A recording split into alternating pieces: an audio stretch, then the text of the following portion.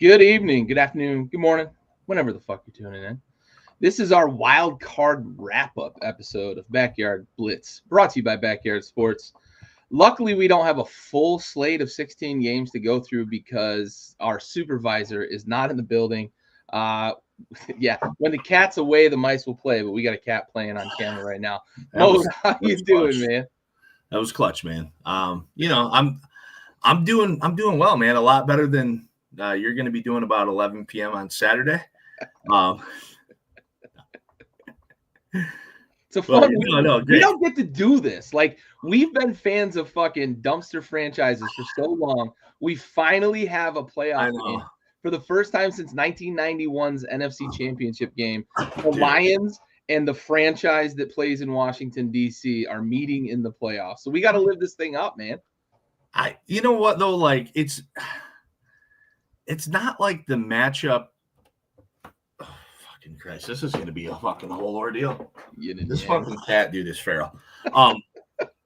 No, like, it's not the matchup I wanted, simply not like in a football sense, but like for the show. And honestly, we probably need Raul when we get to that point, which is going to be a little weird. But, I mean, at the end of the day, it's cool for both teams, but like, I don't know, man. Of all teams I would have liked to root for,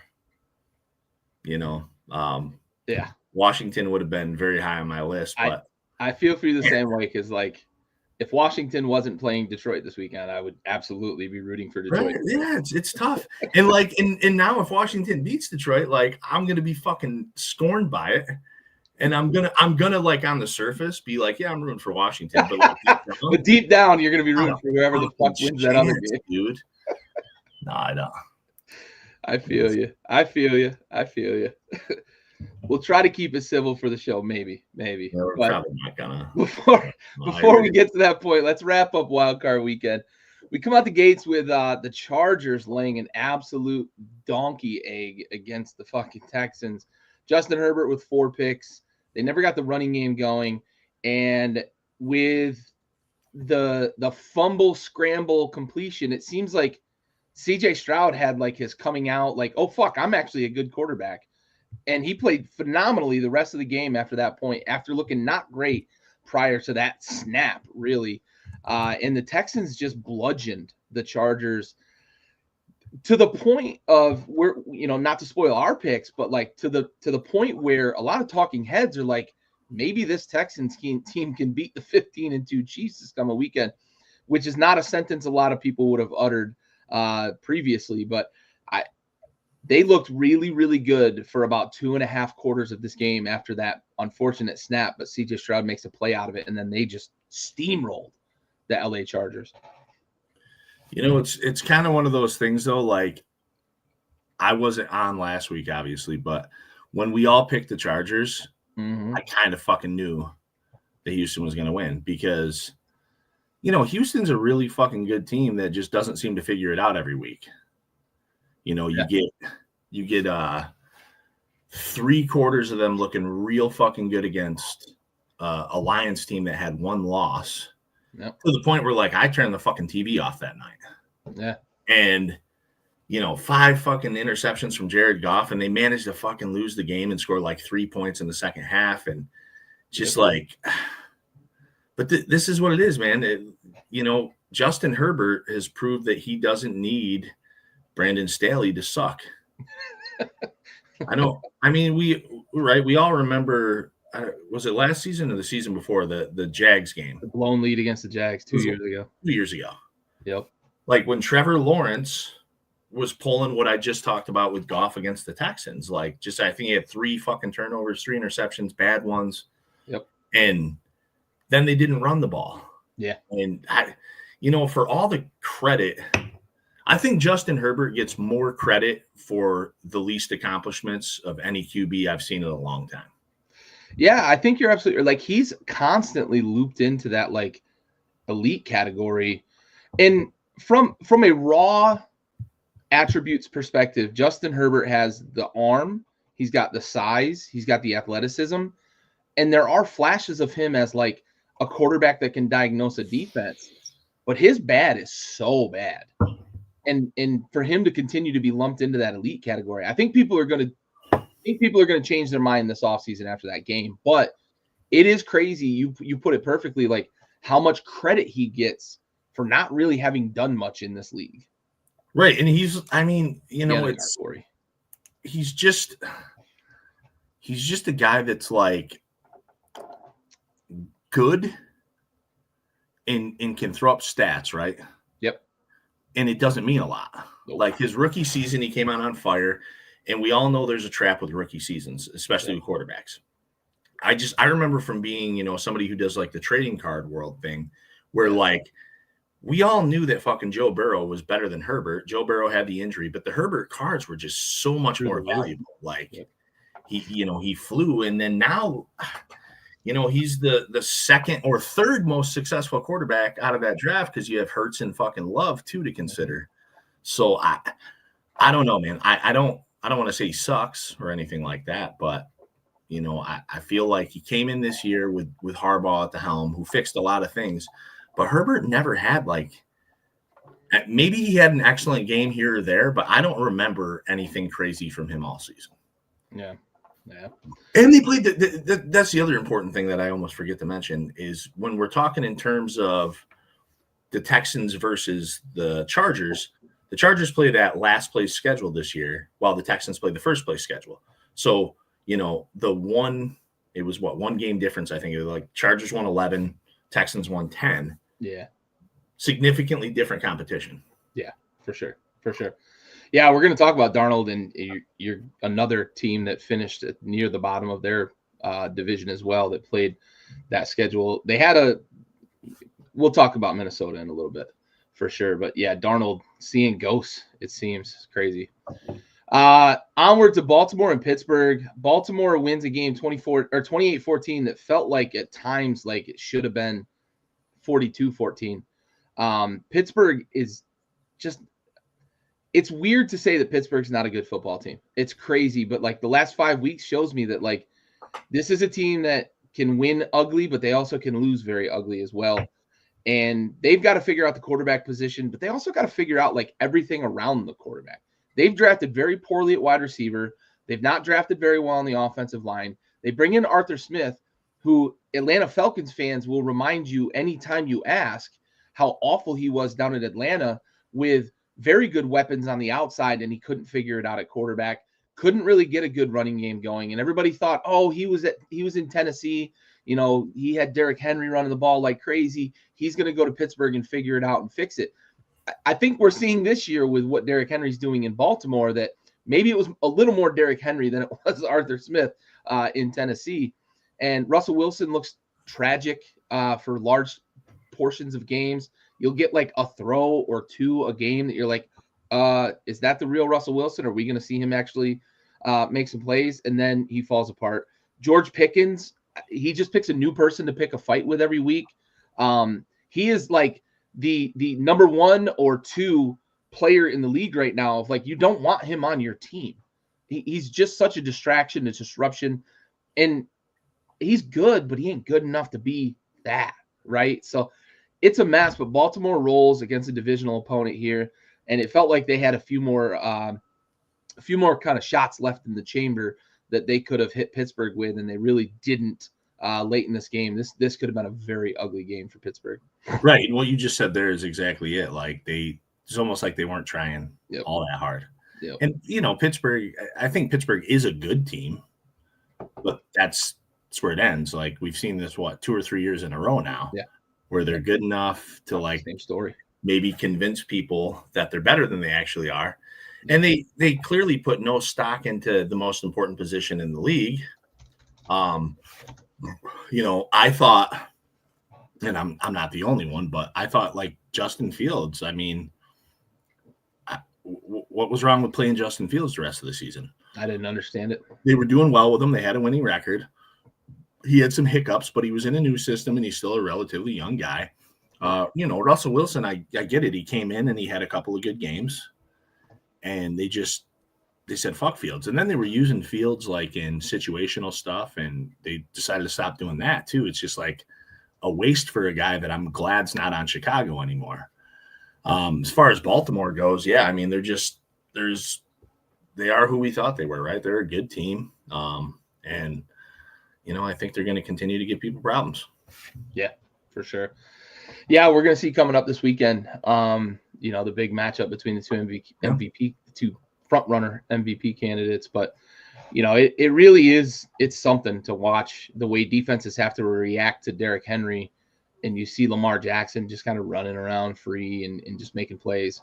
It's a big challenge there, and Pittsburgh wasn't able to handle it. J.J. Watt, second straight game with 0 stats, no 0 sacks, just no tackles, no nothing in a game. Pretty tough. Yeah, I mean, they definitely didn't show up in a big game against a rival too. Pretty disappointing. Mike Tomlin. I don't think they ever believed they were going to win. I don't think so. That's what it looked like. Yeah. There's going to be a bit of a referendum on Mike Tomlin this offseason. But they really need to figure out the quarterback position. I think that's the biggest thing for them. And I don't know what they do, because it's not like they can just go out and draft somebody. They're not going to draft very high. So somebody posed, one of the talking heads, and I don't even remember which one it was, posed Pickens. What the fuck was it? Pickens and TJ Watt. And I think there was even something else in there for that first pick to draft Sanders. And who the fuck was it? I think it was Colin Cowherd, honestly. Maybe. But even he was being like cautionary. He was, well, if you think he's a starting quarterback, that's what you should do. Yeah. This coming draft is not the draft for quarterbacks either. I mean, to include TJ Watt though is like, it's got to work, right? Yeah. Oh, it better. You're trading him. He's going into a contract year, so I guess I can understand Colin being like, oh, maybe he's the guy to move, but better hit. Better work. Onward to Buffalo, Denver. Denver gets out the gates early. They go up 7-0, and then Buffalo ho-hum rattles off 31 unanswered points. Denver's defense coming into this was like the thing they were going to hang their hat on to maybe pull this upset. Josh Allen had no struggles with his defense. Bo Nix struggled after that first drive. He hit that big throw to Mims. And then really after that, Denver didn't have a whole lot going for him. Buffalo, really was just too much for Denver. That missed field goal at the end of the half, I think, really took whatever little wind Denver still had left in their sails, took the wind out of their sails. I do want to tip my cap though to Denver. I wasn't sold on Bo Nix coming into this season. I wasn't sold on Bo Nix in the draft. I wasn't sure how it was going to work. I knew Sean Payton was taking a shot with a guy. It looks like it's going to work there in Denver, and it looks like they've got a guy that they can win with. I don't think Bo Nix is a rising tide like some of the other guys we're going to talk about, but also some of the other young quarterbacks that have come into this league. But I think Bo Nix is very much a guy that Sean Payton, especially Sean Payton, is going to be able to win games with. Yeah, I mean, he's got some nice tools. Like, he has wheels, he can run. I honestly, I think some of the better passes I've seen Bo Nix make in the handful of games I caught this year were while he was running. So, that's promising. That's one of the harder things to do. And especially if you're going to be a quarterback who likes to run around, you better be able to hit dots on the move. Yeah. I mean, I was saying it all week. I was like, Buffalo's going to win the game. I picked Buffalo to win the game, but Denver, I mean, again, I think anybody in the playoffs can beat you, but Denver, they've been good against the quarterback. They weren't great against the run this year. Yeah. And the Bills ran the ball. I mean, Cook's been amazing.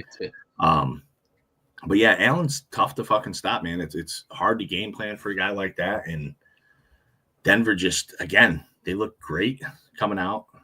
That fucking pass was a beauty. Yeah. And then you're kind of like, uh-oh.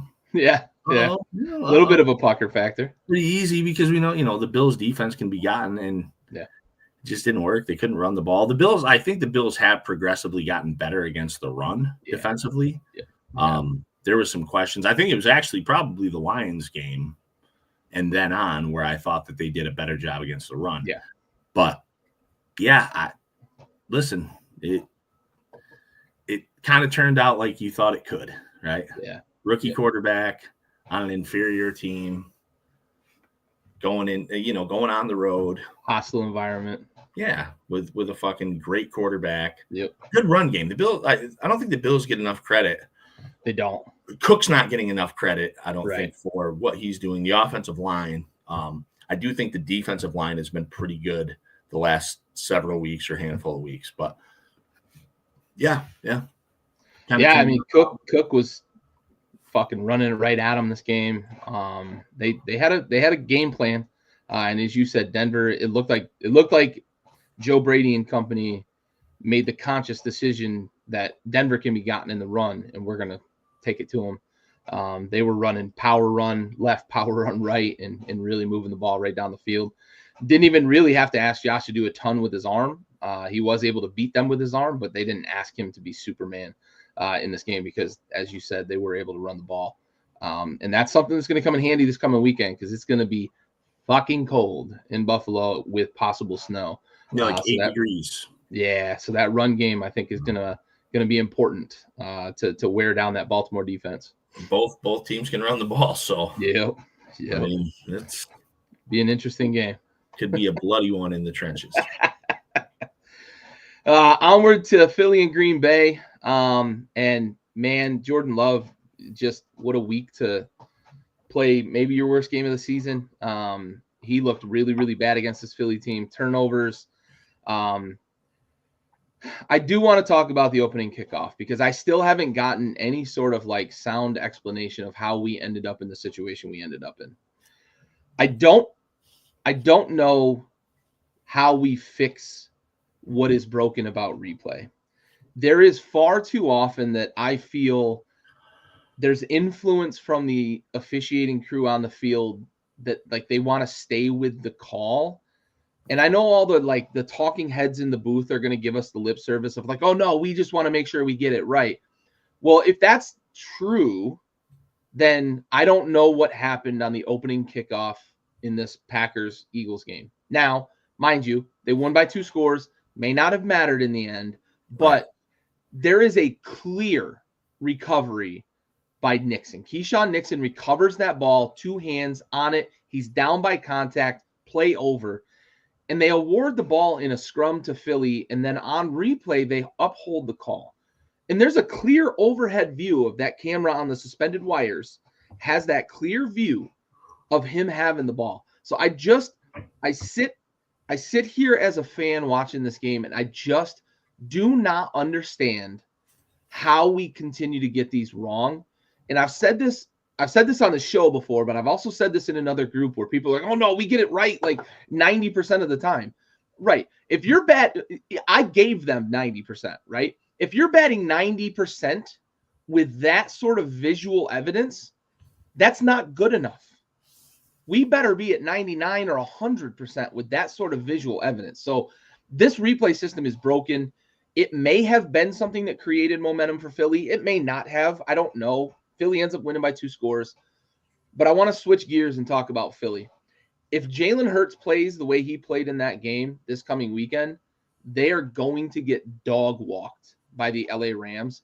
A.J. Brown having 1 catch for 10 yards in a game that Saquon Barkley did not run with the efficiency that he's run with all season. So you're not going to give me the excuse that, they were running it all over the place with Saquon Barkley. No, they weren't. They were taking advantage of mistakes by Green Bay, created by Philly's defense. Jalen Hurts looked really, really bad, really, really inefficient, and he needs to be much better this coming weekend because they were very fortunate to catch Green Bay on the day that they caught them where they were bad and turned the ball over a lot, or they would have been going home in the opening round of the playoffs. Yeah, I mean, first the replay thing, I feel like every time I catch myself saying that's not enough to overturn, like, because if the call is the call, it has to be definitive to overturn. Sure. It's fucking overturned every time. Every time I say that, or if I'm the opposite, then they stand with it. So I agree with you that 90% isn't good enough, but I don't think it's close to I don't think it's even that high. I think it might be like 70% or something. I agree. So I agree. That's about where we're at on replay. It's almost like they want to show us like, oh, hey, we didn't see it the officials got it wrong, only to then just stay with the call. Yeah. Or the officials got it right to then overturn the call. Like spots have been terrible this year. I mean, not in this game. No, I mean, and listen, Saquon, I think they had a pretty good game. He's like 5 He yards. was fine. He was fine. I don't listen. And this isn't like simply my NFC North hatred talking. Jordan Love's not that good. No, I think everybody got ahead of themselves last season with Jordan Love. Like it was like the cool like Favre to Rodgers to the transition. Love. They did it again. Yeah. They let Rodgers sit behind Favre, and now they let Love sit behind Rodgers, and it just works, and it's rinse and repeat. He's not that good. Like he's fine, I think. Like I think you can win games with him. He makes a lot of bad decisions. He loses games. Yeah. He fucking loses games. I mean, they upgraded the run game this year. The defense was pretty similar. The receivers were the same guys. I think just Love was worse. And he had some banged up games, but like, I don't know, man. They weren't that good. I wasn't impressed. Philly, on the other hand, Philly's dangerous because they're good enough to not play their best and still beat you. And, I mean, again, they're beating the 7 seed, but that's listen, if you have a team that can like say, okay, our offense doesn't have their best day, but our defense can pick up the slack, or vice versa. I mean, that's a good problem to have. Yeah, for sure. Robert, appreciate you tuning in. All right, let's shift over to I'm gonna call it the game of the weekend. It was the only game that was close, also, by the way. Jaden Daniels and company go down to Tampa and knock off Tampa Bay with the divisional doink. Zane Gonzalez took a lot of flack for how nervous he looked. Apparently, he's got OCD. That doesn't change the fact that dude was filling his shoes. It was manifesting as an OCD tick because he was so fucking nervous, I'm sure. But all that aside, he makes the kick, sends Washington through to the divisional round. First playoff win since 2016 when Joe Gibbs was still around, or 2006 or something. I think 2006 when Joe Gibbs was still around. First rookie quarterback to win on the road since Russell Wilson against Washington in 2012. And he's the first rookie quarterback ever to lead his team in passing and rushing in a playoff win. I'm going to continue to say it. He's special, man. And I get chills right now still thinking about it. Like I don't have like another team, right? I pay attention to the Wizards. I pay attention to the Nats. I pay attention to the Caps. I pay attention to like Syracuse basketball. Washington is it for me. So like this is 30 years or 24 years of Dan Snyder and the frustration with him and it all just like pours out in a moment that's that big. And it is such a magical ride, a magical run. Dan Quinn, Jaden Daniels, Cliff Kingsbury, these guys have won me over. I've been the most cynical fucking dude on this show since we started it because Washington's been in the doldrums. I survived the Ron Rivera era. I survived the Jim Zorn era, survived the Dan Snyder era. For all of that, it is just unbelievable to finally be able to say, like, I think we've turned a corner. This dude is so special.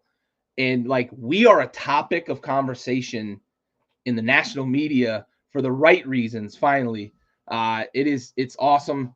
I don't remember the last time, and I may never have as a conscious, like aware human being, maybe as a 5 or 6 or 7 year old when Washington was good during the first Gibbs tour, when they were winning Super Bowls.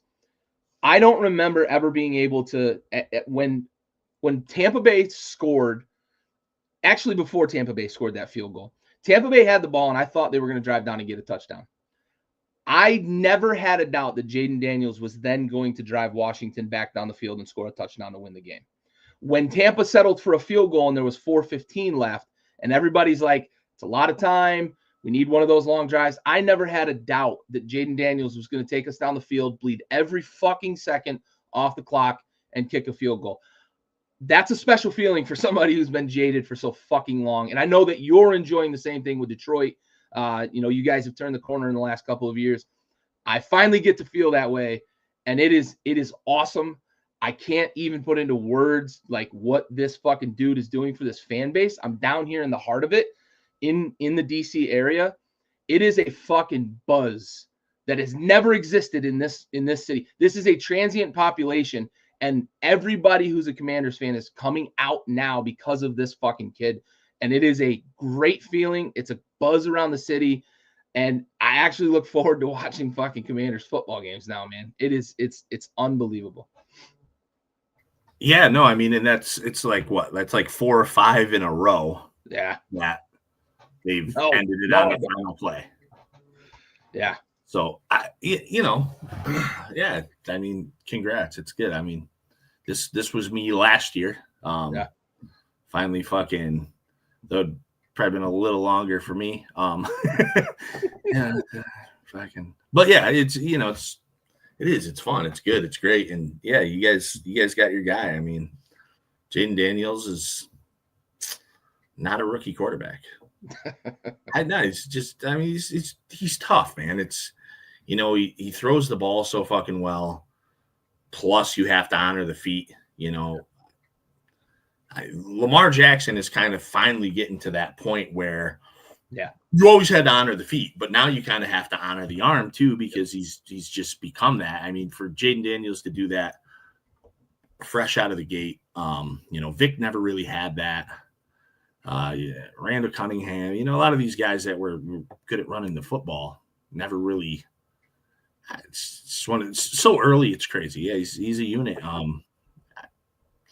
It's good. It's got to feel good. The Bucks, the Bucks are just such a fucking weird team. It's one of those teams. They had a tough schedule this year.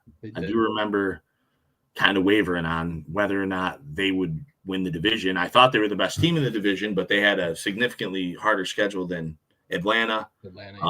Yeah. I think they've got some good things going. Bucky Irving is a fucking unit. Yep. Baker seems to fit in really well there.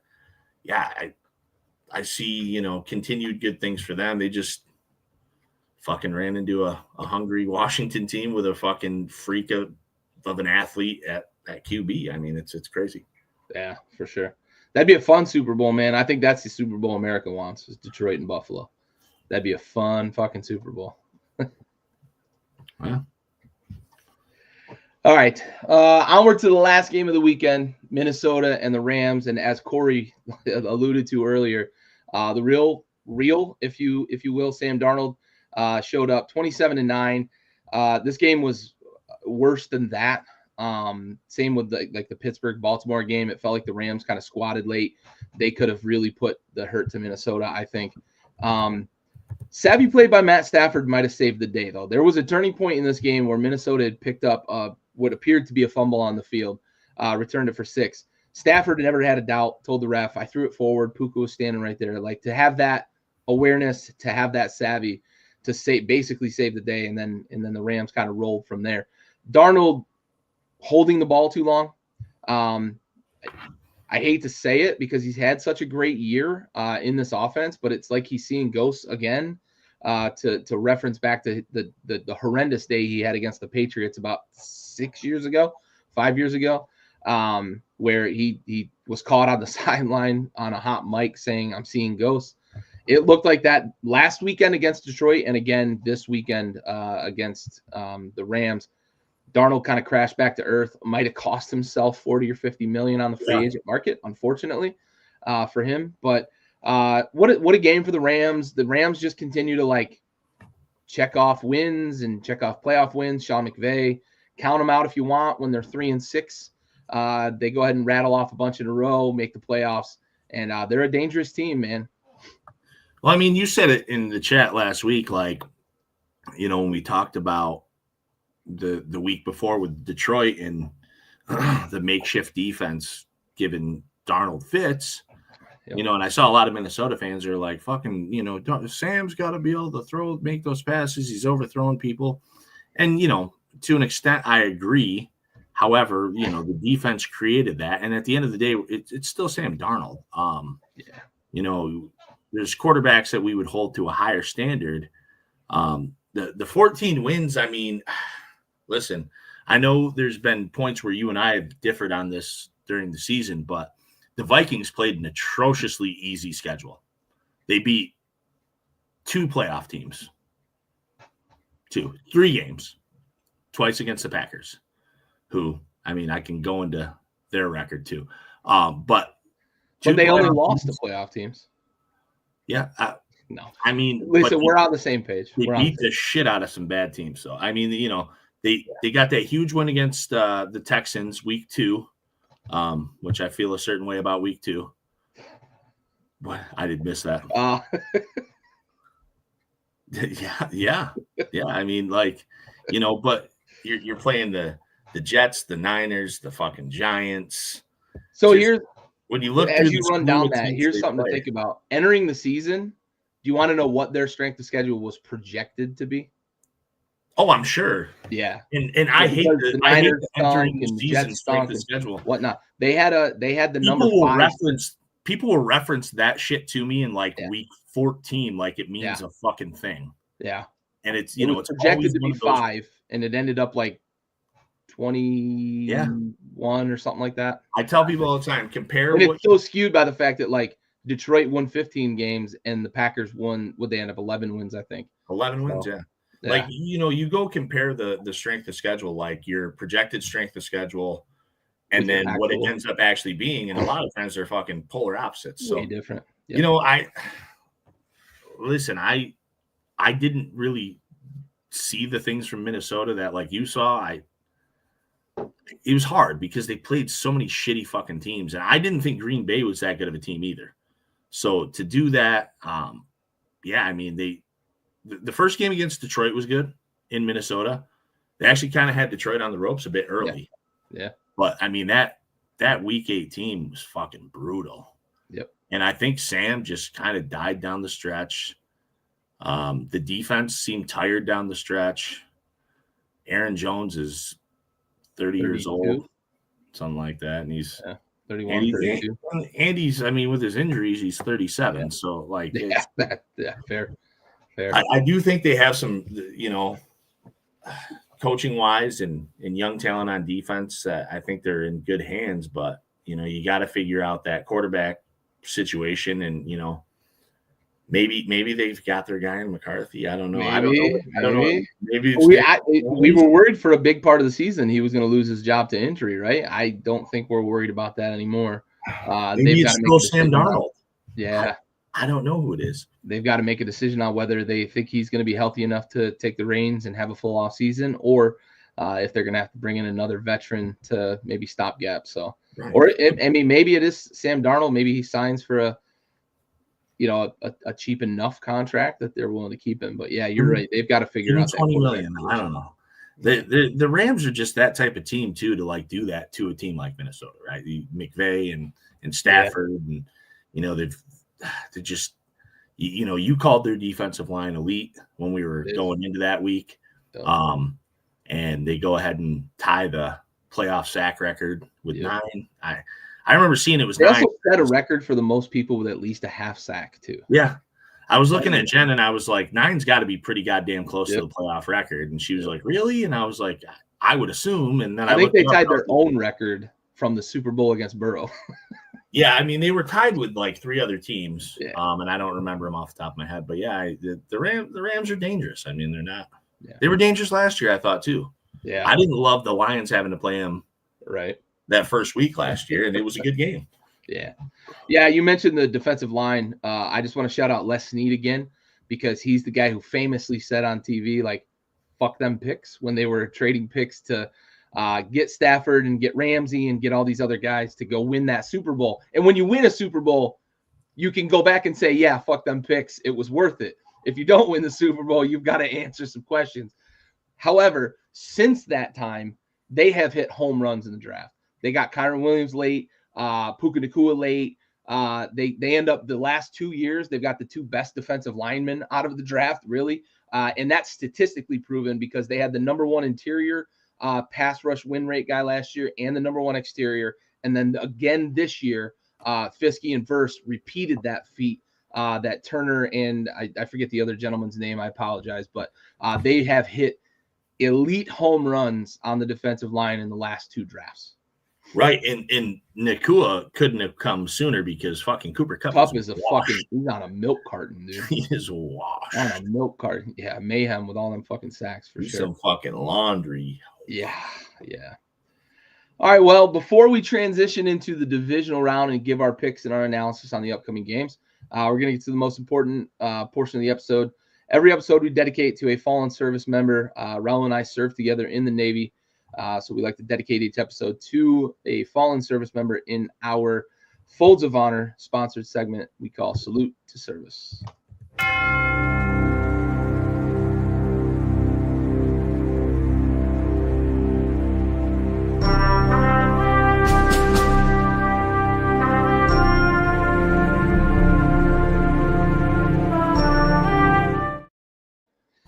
All right, this week's episode goes out to Air Force Captain Kelly Ann Lilly.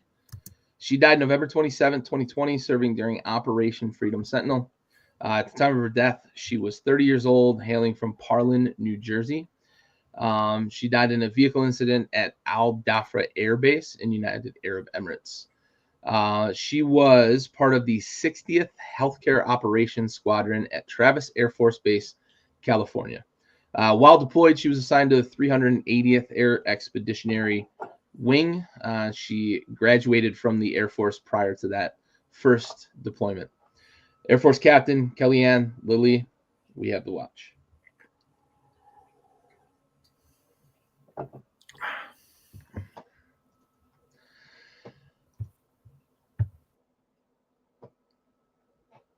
All right. So let's transition into our divisional round games. We open up with Kansas City and Houston. And I think semi-popular pick right now for the talking heads is to say that Houston, after demolishing the Chargers last week, is going to pull the upset against Kansas City. I don't agree. I see a path, right?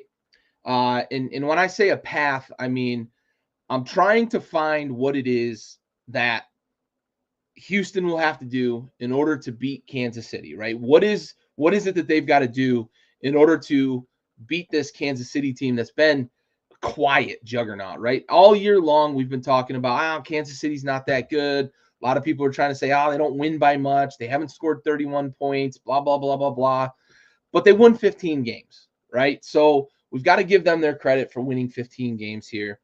I'll admit I was a little bit tossed up on this. I thought about getting cute and making the pick for Houston. In the end, I decided I just couldn't get to the point where the path was really illuminated enough for me to walk down it and pick Houston to win this game.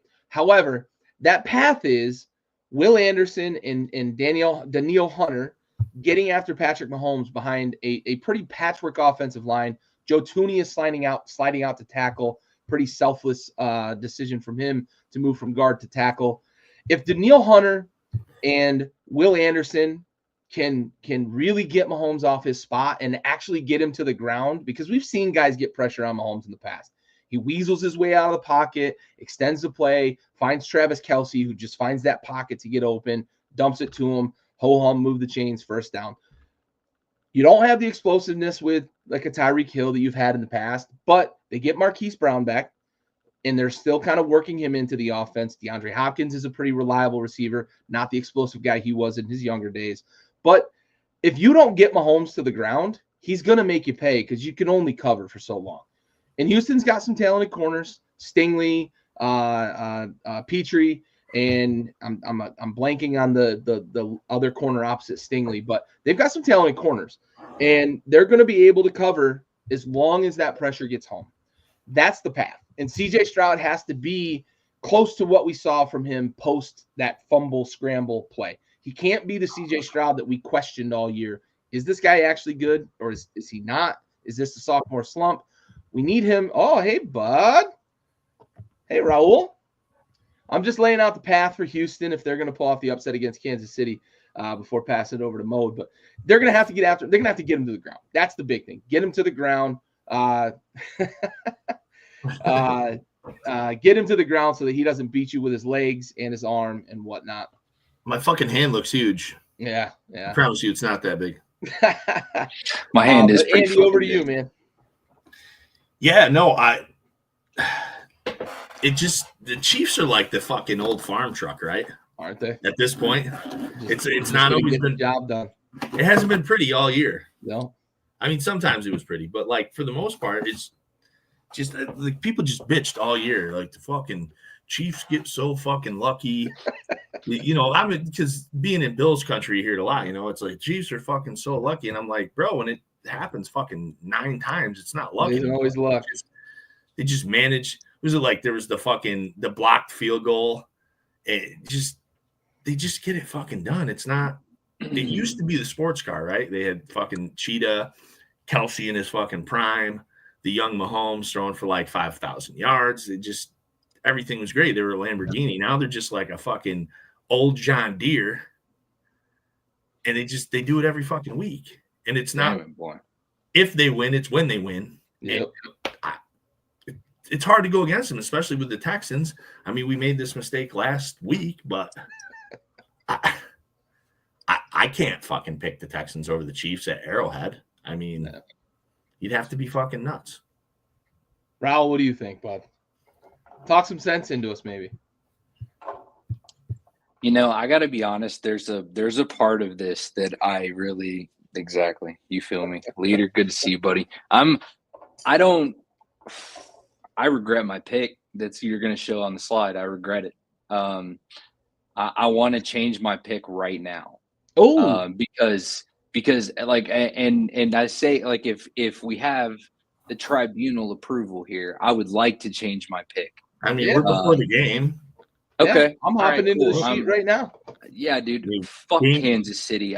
We've been saying it all season. Kansas City is the most beatable dynasty ever. Like God, they've not been more beatable than they are right now. Yeah. And Houston just like turned Minnesota upside down. LA, excuse me. They just, I mean, it's insane. 4 picks. Not good. Yeah. It was a tough night. So I don't know. I began to believe again, but then, it won't be but the first half of this game, and then we'll be saying all the same shit in the chat of fucking Stroud's trash. Like, I don't know, but it would be cool to see. I mean, I would love to see some new. I think Houston's capable of doing it. Sure. I mean, I think anybody's capable. I just at this fucking point, man, I don't even know how to go against the Chiefs. Yeah, it's tough. I just don't. Yeah, it's like Brady and the Pats used to be. You just don't bet against Pat and the Chiefs in January. Yeah. No, we did it though. Let's go. There's a path. Listen, there's a path. They've got an elite pass rush. They've got to get him on the ground. They can't just rush him. They've got to get him on the ground. Right. I don't like that it comes from the fucking edges though, because he wants to fucking step up and out. If he's gonna get pressured, he wants to be pressured there. Yep. You know, it's not like Sam Darnold doesn't know how to step forward. Right. Mahomes would prefer to go forward. Yep. I just, I'm with you on it, but like I would almost rather have I don't want to say fucking Aaron Donald because anybody would rather have Aaron Donald. Some real good pass rush from that tackle spot. Yeah. To kind of contain that. Yeah. Because Mahomes isn't the fastest guy. So I'm not so worried about him running on the outside. Like he's mobile enough, but when he fucking slithers his way up the middle, it's just like. Well, with that being said, forgive the ignorance, but what is the middle linebacker situation? And, they're fine. They don't have an elite interior pass rush, though. Their defensive tackles are not pass rushers, really. So Mahomes would be out there with a fucking high ankle sprain, fucking getting 6 yards up the middle. And it's just, I don't know, death taxes and this stuff. Listen, I was just happy to see Mike McCarthy out the door. That to me was just a sign of that's a win. We're healing a little bit, and that's okay. That's what we need to do. We need to heal. We need to just bring on the next fucking hopefully not stepping stone. And I'm not opposed to the primetime idea. I just don't really want the flashy antics. And I can't imagine a life where Jerry Jones is going to be okay with that bullshit. Everything that he would do, that he's done at Colorado, there's no fucking way, dude. Jerry would not be okay with it. I think he's content in Colorado, too. Yeah. I think so, too. I think he fits in the college game, man. It doesn't make sense. Jerry doesn't want to lose any shine. Like, it's a weird thing. If they do hire him, it's such a weird thing. And you're gonna lose shine to Dion, no matter who you are. Yeah. Right. I think they bring Kellen Moore back, to be honest. That's who I think gets hired. I do. I would not be mad at that. I just hope the Bears fucking hire McCarthy. I think they're gonna. I think the Bears are gonna take McCarthy. I hope so. I think it's poetic. I think it's fucking beautiful, dude. Get him there and tomorrow. There's really nobody I can imagine in football who deserves it more than Caleb Williams than to have Mike McCarthy as a coach. They'll be like, well, that Ben Johnson guy's all right, but Mike McCarthy? Yeah, right. Let's hire. Yeah, Mahomes, you don't want to let him slither up through the middle for sure. Oh, Jesus. Great PR team. Yeah. Jerry's at least lucid enough to know to not try to ride a bike in public. Yeah. Poor soul. He's almost done, dude. Just fucking 72 hours to the finish line, big dog. Like, goddamn. Oh, all right. Well, onward to the game of the weekend. I'm just gonna call it that. I know Baltimore and Buffalo play later in the week, but for the show, Washington against Detroit. In Detroit, the 15-2 juggernaut is facing my Washington Commanders. And I didn't give a shit. I told you, Andy, when I was talking about the win over Tampa, I told you guys in the chat, finally, I'm all in with this team. I ride with 5. I was picking this team no matter what. They could play the fucking 72 undefeated Dolphins, and I'm picking them. So give me Washington. But Andy, I'm going to save you for last. Raul, talk to me about why you picked Detroit in this game. This is another one, like, again, waffled, and I agree. This is going to be probably game of the weekend. I waffled hard on this one. I question Washington's defense.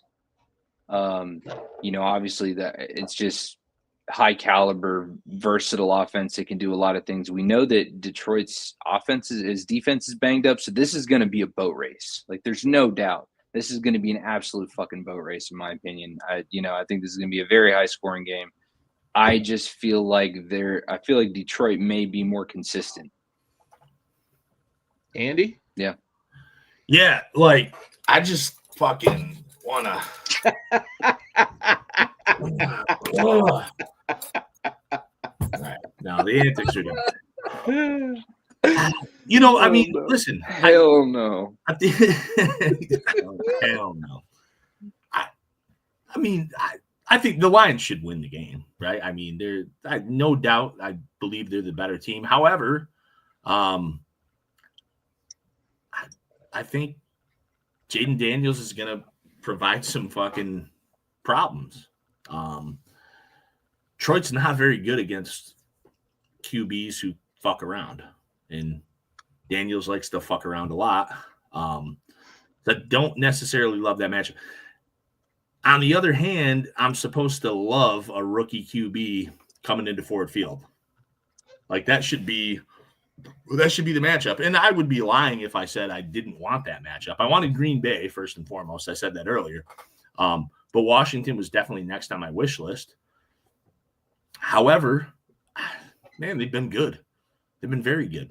I think you give Daniels a chance to fucking go out there and operate, and it can be a problem. However, I'm just looking for, David Montgomery is going to be back this week, which is great. 83. Fucking 83 is not that far off. Listen, they didn't dominate necessarily. I mean, they dominated Minnesota. They had some hiccups along the way. I mean, notably the Bills game was a tough one. I do think, though, Alex Anzalone coming back for that Week 18 game was huge for them. They have their general in the middle was really big. They still got a pair of great safeties. They've got some fucking used car salesmen on the defensive line, but Zadarius Smith's still out there lurking around. They've got to roll with it, man. I think if it becomes a shootout, that should be fine. Like if you're a Lions fan, a shootout should be exactly what you want. Not to say that Washington can't provide some shit, but like this is a team that averaged the most points in the league. They should be able to weather a storm. That being said, I expect them to run the ball though. Washington's like the 30th ranked rush defense in the NFL. You've got Montgomery back with Jahmyr Gibbs, who's been on a fucking tear. Yep. You've got probably the best line in the league. Yep. And then you can throw the ball too. But who the fuck knows? We never know what to expect. And again, I said it earlier. I didn't really want to play Washington because I didn't. I'd love to root for Washington, but belt to ass. Art Monk overrated. Art Monk, Hall of Famer. I think my biggest thing is you don't change who you are at this point, right? Yeah, I mean, we go on fourth down a lot too. So this is going to be – there might not be a punt or a field goal in this game. Yeah, I think it's the number 1 and number 2. Yeah, we were the most effective on fourth down. Yeah. You guys were the second most effective. And Detroit did it more than anybody by 600 attempts. Yeah. You guys did it more times. Yeah. But you don't change who you are, right? That being said, I think who you are defensively lends to this game being a shootout. A lot of man coverage. You played the most man coverage in the league. I want to also I need to have a conversation with Chris Collinsworth as well, because during the game last week, he said several times, well, Jaden Daniels, his rating and his effectiveness goes down a little bit against the pressure. Let me remind everybody out there, there is somebody who plays quarterback in Washington who wears number 5, who was the number 1 quarterback against the Blitz this year. Not 2, not 3, not 7, not 20. Number 1 against the Blitz this year. So Chris Collinsworth, I don't know where you're getting your information. You need to fire your fucking researcher. But Detroit, that's the style of defense that they play. I could see this thing being I had a conversation with a gentleman last night at my daughter had curriculum night, and one of the staff that was working there come up to me because I had this hat on, and he asked me about what chance do we have against Detroit. I said, well, we have a chance, right? But Jaden's got to be special. We've got to find a way to take the ball out of their offense's hands. The likelihood is if we win this game, it's 48-46. If we lose this game, it's probably 48-46 also, right? I think this game is going to be a high-scoring game because I think what Detroit does well offensively is a weakness for us defensively, and what we do well offensively is a weakness for Detroit defensively. So I think it's going to be a high-scoring game, and it could come down to, who's got the ball last, maybe. But I think it's going to be fun, and I think it's going to be fun for everybody not wearing either Honolulu blue or burgundy and gold because it's going to be a fucking stressful night for us. But I think other fans who are impartial in this game are going to have a lot of fun. So I think there's going to be a lot of fireworks, mostly because I just think that the strengths highlight against weaknesses, and I think this game could be win on a last possession. Maybe we get another doink or something. Yeah, over under 55. Yeah, and that's high for an NFL game. And Detroit minus 9.5. Yeah, I'm taking those points. I'm taking those points. Yeah, 9.5. Yeah, that's rude. I mean, I don't think it's rude. Detroit's a juggernaut. I don't find it disrespectful, but I'm taking those points. I think, they were. Yeah, well said. I don't remember what they were last week. Who? Washington? They don't need them. No, Detroit. They were, against Minnesota. It was week 18. It was 5.5. It was 5.5. I think, which people thought was 6.5. Way too high. Yeah, and they covered it. Yeah, I don't know. I mean, I think if you're Detroit, and I'm going to play the Detroit part, obviously. I think what you have to hope is that the crowd's going to be loud. You can come out and get one of those 21-7 leads. Yeah. Because then you probably a young quarterback on the road, you have to assume that you can then bury them. The 48-46 thing, again, I said earlier, a shootout probably lends to Detroit, but that's not probably the way you want it if you're the Lions. Right. You would like to win 24-17 or 14. You know what I mean? Like you want to fucking Montgomery and Gibbs each going for 18 carries. Well, I mean, and that's the thing Detroit's missed a little bit without Montgomery, right? It's like they split carries, but Montgomery usually comes out and runs that first series the whole way. And they try to take like several minutes off the clock. Yep. And I guarantee you that's what they're going to try to do because the best defense they have is their offense on the field. Yep. Because I don't want fucking Detroit's defense out there. Turnovers are going to be the other thing. And that's the thing with Detroit. Like, and that's what happened against Minnesota. If they can turn you over, their defense looks pretty good. Yeah. I don't know if they turn Washington over. I mean, McLaurin's the dude's 5'7". I think he's actually he's like 6 feet. Catcher in the league. He's like 6 feet. And the most buddy at work, actually, we were talking about that, and he goes, "Yeah, it's because they're all contested because he's 5'7". That's why I said that. They're all contested because he's 5'7". I'm like, I think he's like 6 foot. He is 6 feet. I had to look it up, but yeah, I mean, he's like 5'7" by NFL standards. Wide receivers have a day against Detroit, and lately they haven't been very good against the run. So I look for Robinson if he. Does he play this week? I never know that dude. I had him in fantasy. He's healthy. I hope. So we can see. He might still be questionable though. Well, yeah. Yeah, no, it's almost one of those things where I'm thinking like we're expecting this fucking firework game and it's gonna be fucking 20-23. It's gonna be weird, yeah. But who knows? I saw they were practicing with the crowd noise in Washington. Practicing outside too. People were making a real big deal of the practicing outside thing. Like, why are they practicing? He wanted to practice out in the harsh elements when they play indoors. It's fine. Make practice harder than the That's game. where they practice, though, isn't it? Is outside? We have an indoor and an outdoor facility. But they do have it, but they play outdoors. We play outdoors, yeah. Our field, our field is open air, yeah. People were making like a huge deal of it online, and I didn't understand. Practice harder than the game. Just, I mean, the noise, and that could be the thing for Jaden to overcome, right? Is the noise, because this will probably be the loudest stadium he's played in, and we'll see. I don't know. He just seems ice cold. Yeah. I don't know.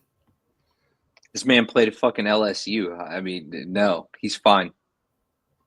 He's not going to get rattled by that shit. He's not. I don't know. Dan Quinn said it this week. Like, I don't know that his pulse ever raises. Dan Quinn's like, I'm the fucking duck if you can see the feet under the water. And this dude, like, I don't think his pulse ever raises in big moments. And you see it on the field. He's pretty ice cold in pretty big moments, which is another thing. He smiles more than he's upset, and that's insane. Yeah, I mean, he's laughing at dudes who are trying to tackle him and stuff, like in piles and scrums and stuff. He's just different, and it manifests itself more because like he's on the big stage and people are paying attention to it. He's probably not the only guy who's like calm, cool, and collected in a moment like that. I think the biggest surprise is that like it's a rookie, right? I think that's the biggest thing. Is like nobody's supposed to do this as their first year in the league for a franchise that was in the fucking dumps last year. Yeah, the kid is absolutely cooking. He's special, man. I mean, we got to bet like it's a bit of like Stroud had a fucking amazing season last year as a rookie. Different players, obviously. Yeah. Everybody thought really highly of Stroud. Jaden Daniels fucking sucks, dude. Dog shit. Fuck out of here, dude. Fuck. They had to toss one out there. Fuck you. Mike I think both teams are going to move. 12. I mean, it could be a one-score game and you get one late, maybe something like that. Yeah. The Lions are a fucking juggernaut. Like I'm not trying to take anything away from the Lions. I'm making the homer pick. I told you guys that. I'm all in. My chips are in the middle of the table. riding with 5, and Dan Quinn has fucking pushed every button correct this year. Said I got the Lions by 12. God damn. Shout out Mike. If you hadn't picked Washington, I was just gonna fucking just some background here, just real quick before we get into the next game. I came for Gary's throat once me and Andy made our picks and we were getting ready to put the slide together for the week. I came for Gary immediately. He said, No. I need your picks. Who are you? I don't give a shit about the rest of them. Who are you picking for this game? And so I wanted to make sure that he was riding with the home team. So I'm glad to hear, because otherwise I was riding for him. But yeah, that's kind of you have to. I mean, in this situation, regardless, you got to do it, motherfucker, here, dude. Got to go down with the ship, bro. Dude, regardless of what you think, I mean, what your brain says, like you have to. Yeah, for sure. Onward, Rams, Eagles, and we're all on the Rams. All on the Rams. This could be an interesting one because we might be on loser island. These are two. I think this is a very, very nip-tuck game. I think the Rams are more than capable of winning, especially after what we saw last week. Raul, I'll go your way first, though. Why'd you pick the Rams, man? I picked the Rams because what we saw last weekend. I mean, it was nice, Fucking Cooper Kupp is still, on a milk carton thing. That's either here to there, but whatever, And so, Philly's got the line. They've got more than the home field advantage. It's -6.5, over under 43.5. I'm probably taking the over because giving Matt Stafford any opportunity to take a fucking shootout, right? And then on top of that, the pressure of being in Philadelphia, like Stafford's built for that shit, bro. Like this has a recipe for upset, in my opinion. Yeah, no, I agree. Andy, what about you? You're on the Rams. I wonder if anybody will call him an ugly, dumb cunt repeatedly. Like that one fucking Jack Wang dude. Oh my God.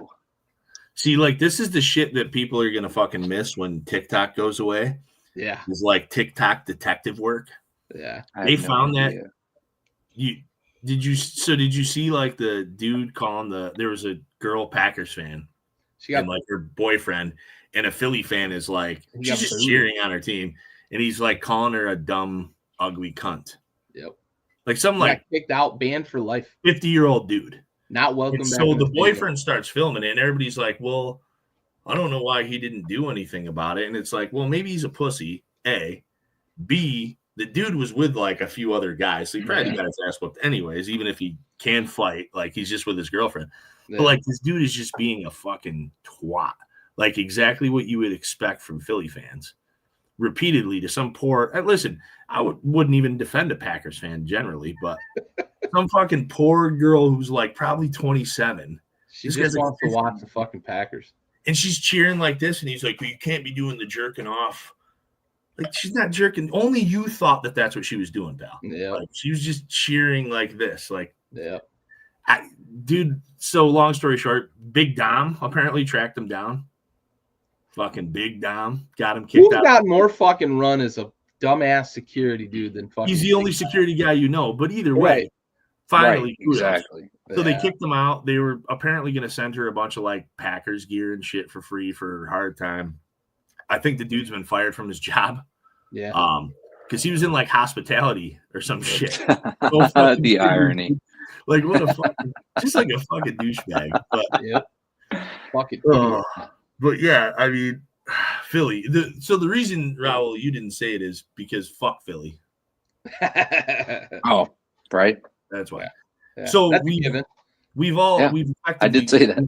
We've given the Rams at this point. I completely forgot I said that in the chat. Thank you for reminding me. Yeah, I got you. We all picked the Rams, so now they're gonna lose. Yeah, of course. Philly by fucking 30. They're not supposed to win this game, but I mean that line, that defensive line, you got fucking Matty Stafford out there. You've got McVay, arguably the best coach in the league, top 5, whatever. Against Sirianni's bitch ass. Philly's got a great offensive line, and that is a crazy stat. Saquon's averaging, it's 2.9 or something, 3 fucking yards a carry before getting touched. a guy that good that's getting that much fucking untouched space down the field. However, I think the Rams defensive line is different than other defensive lines. They have some elite talent on that defensive line. So, Barkley reverse hurling McVay in the pregame. That'd be fucking funny. I think the Rams can neutralize some of what Philly does great, though, with that defensive line. Jared Verse is a whole ass man at he's like 19. It's fucking unbelievable who he is in the NFL right now. And they can do some special things up front on defense. So that's going to be a hell of a battle to watch this weekend. If Philly's offensive line is able to take over, the Rams they're gonna struggle for sure. But that being said, I mean, Philly's supposed to win the game. This has all of the recipes for a fucking tornado, though. You know what I mean? This is checking. That is fair. Jalen Hurts is also highly suspect. It's such a, and that's where I think the running game, for Philly is going to be dangerous because we talk about Saquon's ability to gain so many yards untouched. So now you've got the 3. So now you get the 5. And where are you? Meeting the linebackers. Yep. And you're breaking into that suspect secondary. So I'm not against what you're saying, pal. I just picked the Rams. Yeah. Because why, Raul? Because fuck Philly. and as a Cowboys fan, Mike understands. Yeah. All right, onward to our last game of the weekend. This is a matchup of the number 1 and number 2 MVP candidates. The winner hasn't been announced yet, but the writing is kind of on the wall. The first team All-Pro quarterback has won the MVP over the second team All-Pro quarterback like the last 9 times or something like that. Andy's on the island, so I'm going to go to you first. Talk to me about Baltimore and why you're going to be wrong about this pick. I'm okay with being wrong. I don't. You know what? I honestly don't even care. That was who I landed. Fuck Buffalo. That's why he's doing it. No, and then fuck Buffalo. Fine. I mean, no. You're definitely a fucking. Here's the thing. If Josh Allen has one bad game, the Bills lose. Oh yeah. Doesn't matter when that bad game is. If he has a bad game, the Bills lose. Yeah. And right now, I don't know if there's a bigger opportunity for Josh Allen to have a bad game than against Baltimore. You're right. And if he does, there's no leeway on this thing. No. If Josh Allen has a 2 turnover game, Baltimore wins by double digits. Yeah. And listen, I saw there was I don't want to even call it a stat, but there was Lamar Jackson's coldest game he's ever played was 22 degrees. Derrick Henry, I think it was like 28 or 20. Don't quote me on that. They were in the 20s. It's supposed to be 8 in Buffalo. Tell me that fucking matters to Derrick Henry. This is why I hate some of the shit people say sometimes, because I don't think that the weather matters. I think of all the people who are going to touch the football on that field, Derrick Henry's affected the least by the cold weather. Yeah. Derrick Henry. Mutant.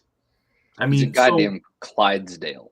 Big power runners. They thrive in the winter. It doesn't rhyme. For me, the Bills of all the fucking teams in the playoffs are more fucking, and this may prove an MVP point here. The Bills are more reliant on one thing than any other team because they can't win if Josh Allen doesn't have a good game. Yeah. Like if Lamar Jackson has a bad game, the Ravens can win. If Derrick Henry has a bad game, the Ravens can win. Yeah. If Jared Goff has a bad game, the Lions can win.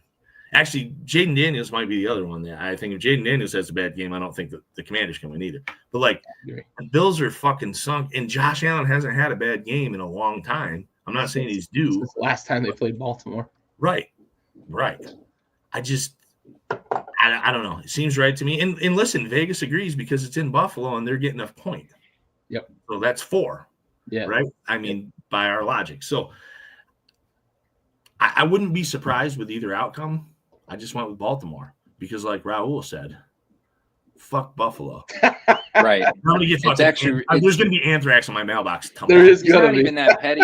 He's not even that petty. I think honestly, Andy is just the biggest Lamar fucking stan. Like he is to Lamar what Gary is to Kirk Cousins or was to Kirk Cousins. Was. No, it's not quite that. I mean, I think it kind of is. I don't have I've just never listened. I've just never lower back. I've never called it out. I've been patient. I've been kind, but that's the truth. Like you are a fucking Lamar stan, and that's okay. You can live with that. But Gary at least has moved on. He's probably like my 18th favorite player in the NFL. So yeah, I mean, yeah. How why'd you pick Buffalo? Do I really give off Lamar? Do I give off Lamar fandom vibes? You do definitely always favor Lamar. I think so. Gary, am I wrong? Fucking stop being fucking Switzerland here. I didn't know that. I really didn't know that. Oh yeah, there we go. There we go. Shit. They certainly shit, do, Senior. They certainly do, Senior. Let's go. Listen, the Detroit game is what made me doubt Buffalo more than anything. Yeah. That was the game. They should have won that fucking game by 3 scores. I mean, the most depleted Detroit's defense had been all season was against Buffalo. And Buffalo was in a commanding fucking position. And they almost fucked it up. Until the last second, they almost fucked it up. Yeah. That was the second I was kind of out on Buffalo. And listen, I was a little out on Detroit after that too, for the same reason, the defenses. That's the thing. Like, if Baltimore can score 45 points, which I think they can, they might be able to beat Buffalo. Yeah. Buffalo just has a problem playing defense. I think it's the third time. Buffalo. I think it's the third time's a charm kind of thing, man. I think they've been let down in the big opportunities a couple times, and I think this is it. I mean, I think that they've managed to fire on all cylinders more consistently. And I've made the analogy of like the fucking Fast and Furious scene of timing your NOS button, and I think that they've done that. I think that they're lining up well to be able to fucking come out of this on top. I think that they will win, and So are you saying they won't be granny shifting, instead they'll be double clutching? Dude, I'm just saying that they're going to have to work with the mad scientist to replace the piston rings that Baltimore fried. Is all I'm saying, bro. Spoon engines. No, the spoon engine. I couldn't remember what that was. Oh, that's good. That's good. Yeah. No, man, but what but they definitely would probably. Baltimore's probably falling for the Gallo joke of Gallo 12 or 24. Feel me? Because listen, at the same in the same breath, if the Bills win by 20 points, I wouldn't even be shocked. Right. It's right. Because Josh Allen lives his life a fucking quarter mile at a time, is my point, dude. And so this is where we're at. Yeah. Look, I'm on Buffalo because I'm still standing on the dude. Josh Allen is just a rising tide, and what's going on right now with Buffalo, like that performance against Denver tells me what I needed to see. They just thoroughly handled an up and coming Denver team. I look at Baltimore and I see what they do in the playoffs, and I wouldn't be surprised that like if they come out the first drive and Buffalo is able to stack the box and take Henry down and force like say it's a 3-and-out, Josh Allen goes down and scores a touchdown, Baltimore might just throw the ball 150 times the rest of the game because it's what they did against Kansas City last year in a game that they should have won by 2 touchdowns. Yeah, I forgot about that actually. It's just what they do in the playoffs, and I just don't trust Baltimore in a game like this. They started to do it last week against Pittsburgh, but Pittsburgh was bad enough that it didn't matter. Derrick Henry should have had like 300 yards and 28 carries in that game against Pittsburgh last week. He had a good game, but they just seem to like refuse not to try to force it. Or they refuse to not. They always want to force stats for Lamar Jackson. I just don't trust it. And give me Josh Allen in a game where he's going to put on the cape and they're going to knock off Baltimore. This is the rising tide. Also, I've got Buffalo winning the Super Bowl, so I'm going to stick with it. We're going the distance here with Buffalo. How is he going to get the cape though? Like, because it's like, is he going to go in the locker room and take it from Lamar's locker, or So I did there, Raul. You said. So I'm going to own it now. Yeah. Dude, next week I'm going to have like a Lamar jersey on. Just understand that I'm going to have the braids. In the same analogy that I provided. BMO, rise up. I'll have the cornrows next week. In the same analogy that I provided, Lamar Jackson, a.k.a. Paul Walker, is going to fucking wrap his shit around a tree, is all I'm saying. Jesus Christ, dude. That's fucked up. Oh. I don't know. No regrets. No. All right, well, that brings us my to credo. That brings us to the conclusion of the divisional round. I want to go around the horn and get some closing thoughts here. Raul, what do you got for us on the way out the door? Man, Houston needs to shut down Kansas City just to spice shit up in the AFC. It does further solidify that Buffalo seals it in the AFC Championship. But Henry's a monster. He's a mutant. Dude. Yeah, like I said, he's a fucking Clydesdale. Who did he fucking stiff arm into fucking oblivion with the Josh Norman? Josh Norman. Yeah. Norman. Fuck, dude. That's snatched like getting soul. Bro, posterized. He killed the Lions player real bad too, and I forget who it was. It was a corner as well, but yeah, the Josh Norman one. The fucking memes of that. Oh, dude. He was fucking horizontal to the ground. It was like when Steph Curry slipped and like 3 feet off the ground. Those memes. Oh man. Yeah. Oh. And we just fucking grown man. We completely just fucking interrupt the fuck out of. We did. This is going to be an insane game of this is going to be an insane weekend of games. This has already been an insane postseason. I'm glad that we get to see a little bit more of it. Yeah, I'm confident in my picks. I stand by them. We're doing it. And yeah, fucking Buffalo. Give me the Buffalo Detroit Super Bowl. Give me that. That's what I want. That's what America wants.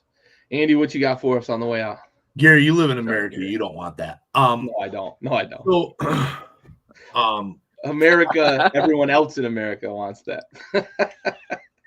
Fuck the Packers. Fuck. Can I get a fuck Mike McCarthy? Just a little extra. Oh yeah, dude. It's always fuck Mike McCarthy. Okay. Fuck Van Ginkel, that serial killer looking freak. Fuck Jaden Daniels. Fuck Art Monk. Gary's fucking so pressed about that. Fuck Gary's hat. Who else? Oh, Senior, fuck your comment about the Bills. He was there. And most importantly, fuck Corey Ullman. Ew. No, he fucking didn't. That's fun. Jesus Christ. Oh, man. I'm just kidding, Corey. I love last fuck you is for Yaya Diaby. It's on site, homie. You going low on fucking Jaden Daniels? It's on site, buddy. Jesus Christ. I wanted to fucking go through my television when I saw him. Yeah, thank you for bringing that up. Fuck that dude. Yeah, well, you fucking mad about that. Wait till fucking Kirby enters the chat. Yeah, fucking Kirby scumbag. Fucking, dude. All right, for Raul and Andy and everybody else here at Backyard Sports, this has been Backyard Blitz, brought to you by Backyard Sports. We are out.